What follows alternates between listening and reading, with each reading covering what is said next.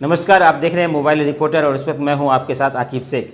Bihar intermediate की परीक्षा में सफल हुए विद्यार्थियों में अगर बात करें तो दरभंगा जिला के बिरोल में सबसे ज़्यादा अंक लाने वाले विद्यार्थी अवनीश कुमार हमारे बीच।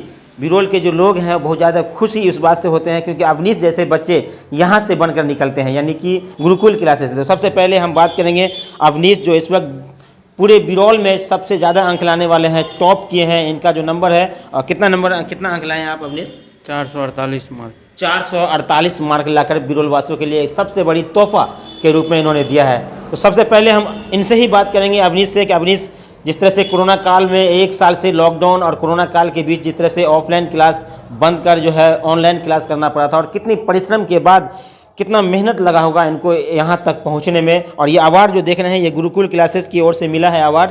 तो हम जानने की कोशिश करेंगे अवनीश कितना उत्साह है, कितना खुश है, इनके दोस्त, इनके रिश्तेदार की तरफ से किस तरह से बधाइयाँ आना शुरू हो गया है। तो लगातार मीडिया और पत्रकारों का भी तांता ऐसे घर पर लगा हुआ है। इसी बीच मोबाइल रिपोर्टर आकिब शेख भी इनके घर पर पहुँचा है। सबसे पहले इनसे हम बात करेंगे। अवनीश जी, पूरा नाम बताएं, पूरा नाम क्या है आपका?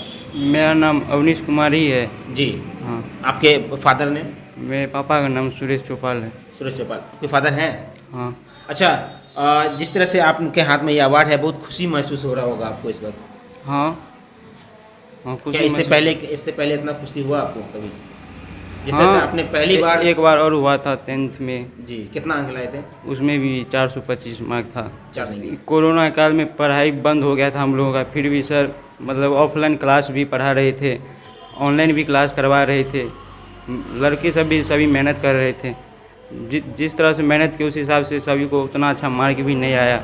यदि आप भी चाहते हैं मोबाइल रिपोर्टर का न्यूज सबसे पहले आप तक पहुंचे, तो हमारे चैनल को सब्सक्राइब करें और बेल आइकन को दबाना ना भूलें।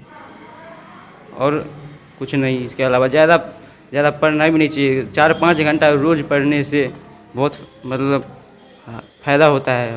यानी जो भी आपका दिन में समय बचता है, एक्स्ट्रा जो समय होता है वो अपने किताबों के साथ लगाएं और किताबों से सीखने की कोशिश करें। चलिए, ये थे अवनीश कुमार, लेकिन गुरुकुल क्लासेस के निर्देशक हैं केशव चौधरी जी हमारे बीच उपस्थित हैं। हम उनसे भी थोड़ा जानकारी ले लेते हैं कि ये बच्चे किस तरह से मेहनत करके यहाँ तक पहुँच पाए हैं, और जो बच्चे हैं उनके बारे में भी जानना चाहेंगे। लेकिन जिस तरह से इनको चारों ओर से बधाइयाँ आ रही है, उनसे भी जानना चाहेंगे वो किस तरह से बधाइयाँ दे रहे हैं, क्योंकि विगत 2 दिन के बाद होली भी है और होली की शुभकामनाएं के साथ साथ इनको अच्छे अंक लाने की भी शुभकामनाएं दी जा रही हैं। तो केशव चौधरी जी, स्वागत है आपका मोबाइल रिपोर्टर पे। बहुत बहुत धन्यवाद आपको, ढेर सारी शुक्रिया आपको हमारे सभी बच्चों के और भी मनोबल को बढ़ाने के लिए। एक्चुअली मैं काफ़ी उत्साहित हूँ, खासकर सभी बच्चों के सफलताओं को लेकर। लेकिन मैं बहुत ज़्यादा, चूँकि मेरे पिछले 8 वर्षों से लगातार इस अनुमंडल की पहली साइंस कोचिंग है। उससे पहले यहाँ साइंस कोचिंग नहीं हुआ करते थे। लोग साइंस रखने का मतलब दूसरे शहर में पलायन कर जाते थे। लेकिन उस समय से हमारी मेहनत ने रंग लाया, और मैं जो अपकमिंग बच्चे हैं जो आने वाले अगले साल एग्ज़ाम देंगे, उन बच्चों के लिए मैं खासकर इस बच्चे से मैं बताना चाहूँगा कि अक्सर मैंने अपने गुरुओं से सुना है कि जो पीछे बच्चा बैठता है वो काफ़ी कमज़ोर होता है। बहुत सारे फिलोसफर ने बहुत पहले बताएं कि back benchers are always great. पीछे बैठने वाले जो बच्चे होते हैं वो बाद में महान होते हैं, खासकर, और उदाहरण भी थॉमस एडिसन का देते थे।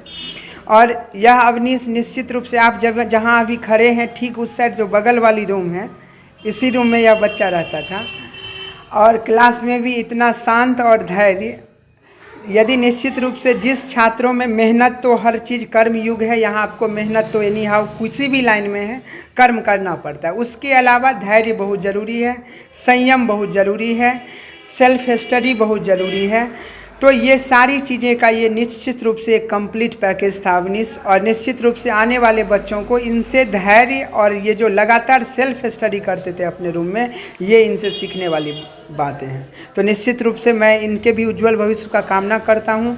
और इनके माता पिता जिन्होंने विषम परिस्थितियों में गरीबी हालात से जूझते हुए लगातार इन पर जो मेहनत कर रहे हैं, निश्चित रूप से यह उनका परिणाम है। जैसा कि आप देख रहे हैं कि 448 मार्क्स से दरभंगा जिला में हो सकता है 1-2 आया हो किसी बच्चे को, वो मैं गारंटी के साथ नहीं कह सकता हूँ।